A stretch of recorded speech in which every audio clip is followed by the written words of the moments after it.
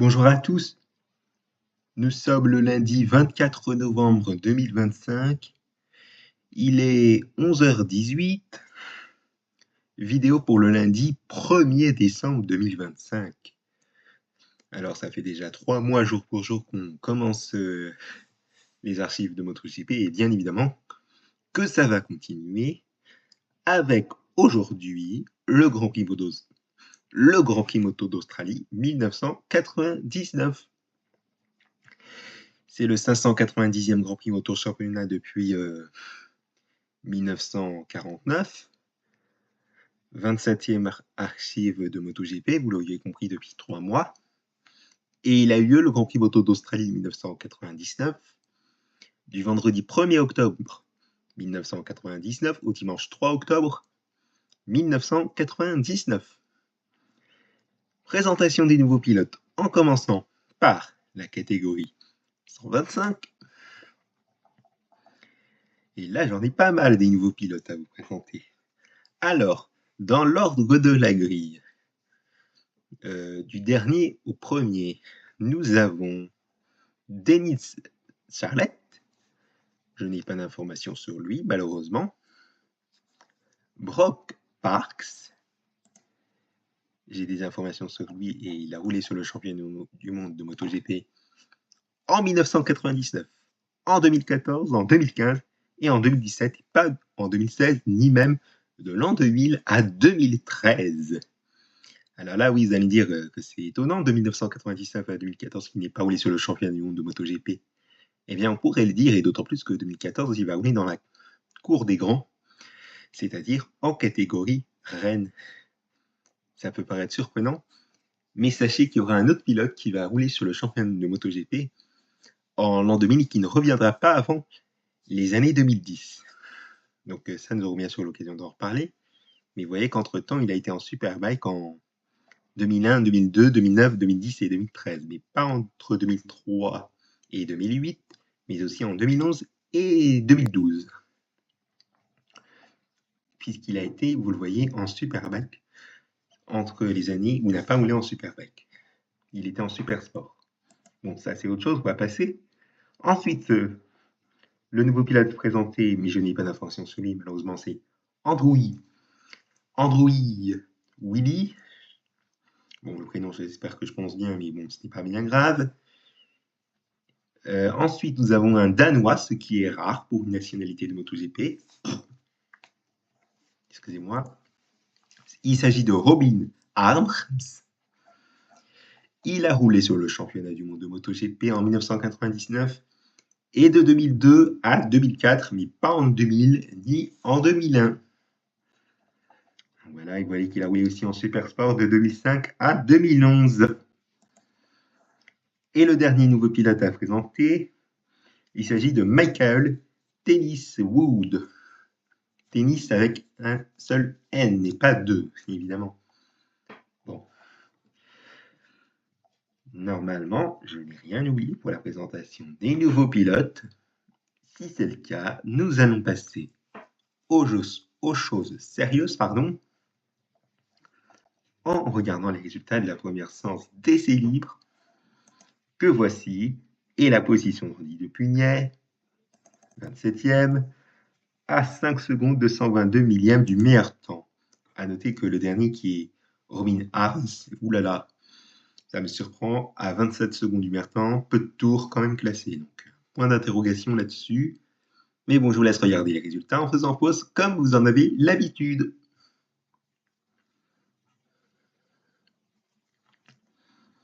On passe maintenant au résultat de la première séance de qualification libre. Robin Harms qui n'est pas dans le classement, malheureusement. Peu de tours à nouveau et à 19 secondes 659 millièmes du meilleur temps, ce qui me surprend.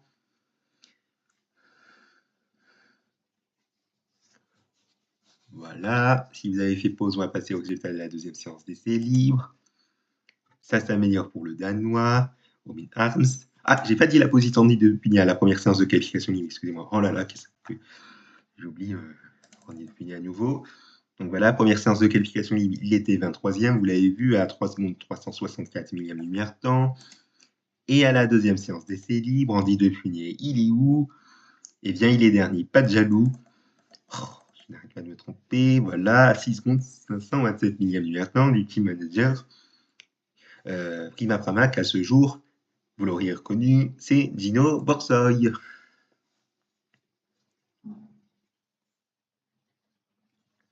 Voilà, on va passer au résultat de la deuxième séance de qualification libre maintenant. Même si vous l'avez vu qu'entre le deuxième et le quatrième, les écarts sont très serrés. Voilà, deuxième séance de qualification libre avec Denis Starlet qui n'est pas dans le classement, qui va quand même être présent pour la course, même si ça s'est joué pour pas grand-chose.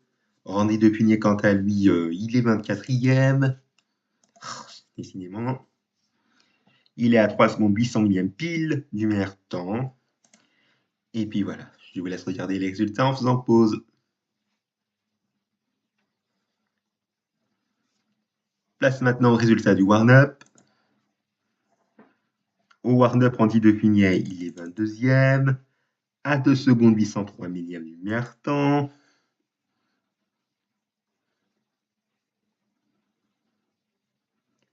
Et nous allons passer au résultat de la course. À la course, Randy Depugné, il est 21e.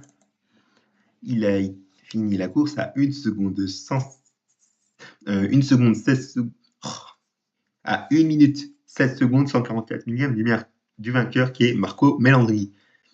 Ça s'est d'autant plus joué pour 7 millièmes, la 20e position face à Reynard Stolz, vous l'avez vu. Donc dommage pour Randy Depugné qui n'était pas loin du top 20. Et autrement, pour les abandons, nous n'en avons que 6. Parce que j'ai bien compté.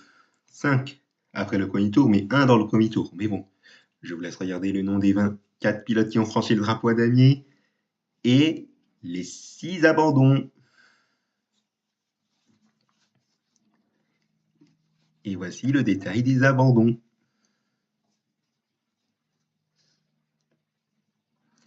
Allez, on va passer maintenant à la catégorie 250. En 250, comme nouveau pilote, nous avons, par de la grille du dernier au premier, Aaron Clark. Je n'ai pas d'informations sur lui, malheureusement. Ensuite, nous avons Roger Harrison, ou Roger Harrison. Et il y a un petit dernier, il me semble, il s'agit de Kevin Kurtein. Il a roulé sur le championnat du MotoGP uniquement sur ce Grand Prix Moto d'Australie 1999, donc une présence assez timide. Et vous voyez qu'après, il a été en super sport de 2000 à 2007 et en 2013, mais pas entre 2008 et 2012.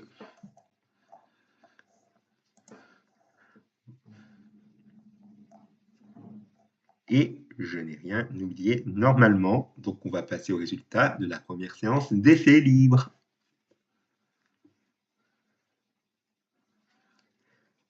Voilà, si vous avez fait pause, on va passer, comme vous en avez l'habitude, au résultat de la première séance de qualification libre. Pendant le classement, Luca Oliver et Aaron Clark.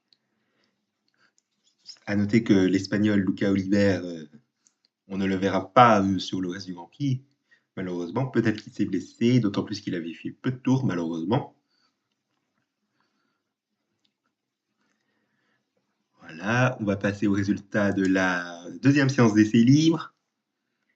Comme je vous l'ai dit, Luca Oliver, on ne le verra pas sur le reste du Grand Prix, peut-être blessé à la première séance de qualification libre.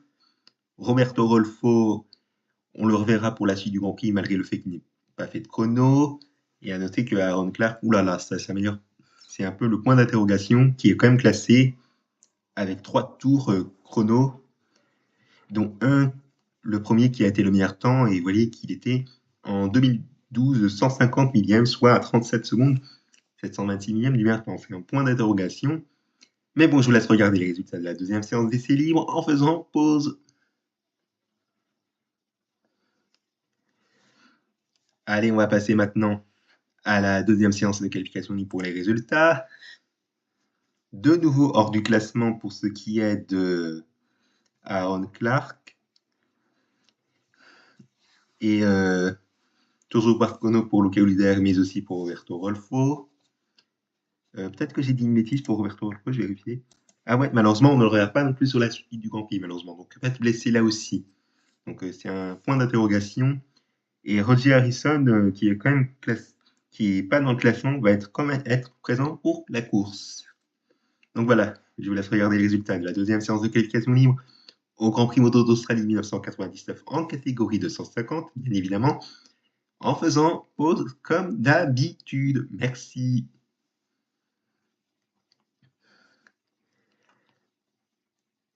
Allez, voici les résultats du warm-up.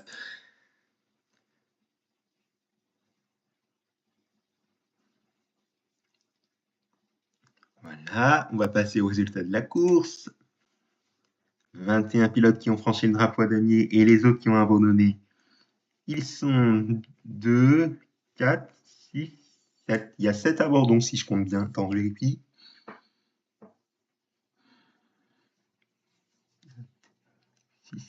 Ouais, il y a 7 abandons. Donc je vous laisse regarder le nom des 21 pilotes qui ont franchi le drapeau à damier et les 7 abandons.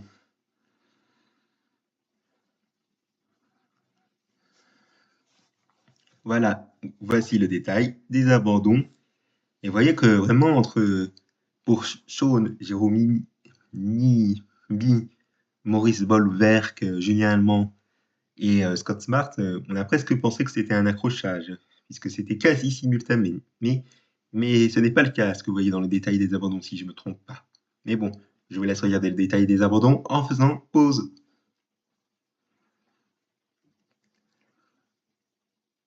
Allez, place à la catégorie reine, qui est la catégorie 500.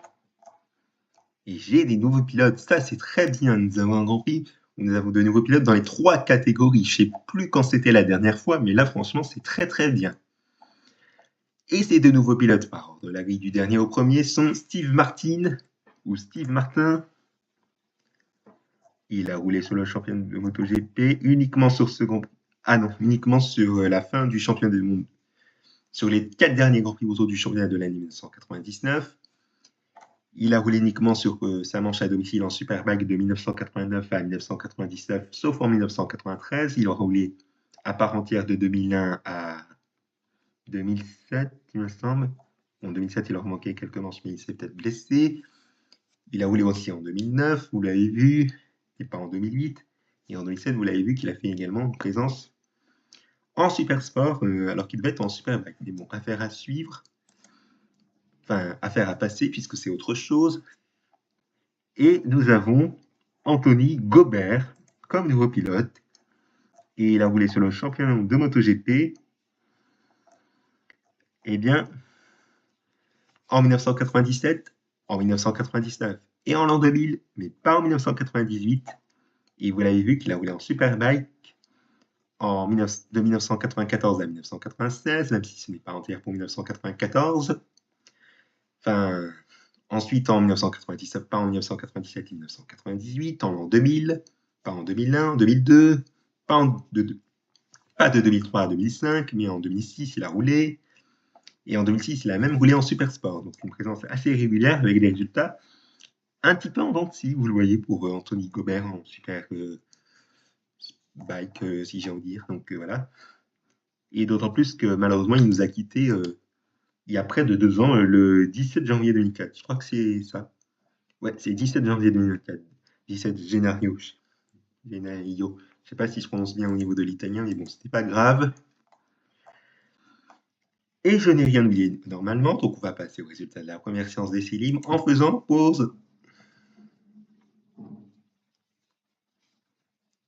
Voilà, résultat maintenant de la première séance de qualification libre. Marc Millis qui n'est pas dans le classement avec peu de tours et avec un chrono qui est encore une fois un point d'interrogation. 2025-200, soit 52 secondes, 880 millièmes du meilleur temps. Voilà, voici les résultats de la deuxième séance d'essai libre. Marc Millis qui va être présent pour la course, je le précise.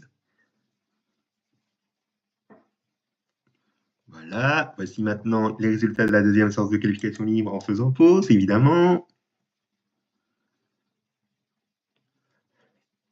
Le warm-up avant de passer à la course. avec José Luis Cardoso avec encore un point d'interrogation sur son chrono qui m'étonne, à 27 secondes 251 millième lumière temps, avec 3 tours. Donc voilà, point d'interrogation à voir en tout cas.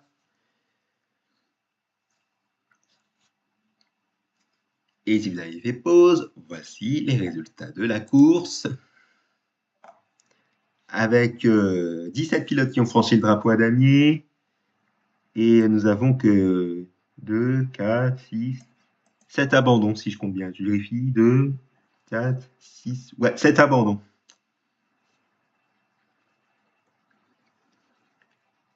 Voilà, si vous avez regardé le nom des 17 pilotes qui ont franchi le drapeau à damier et les 7 abandons, voici le détail des abandons.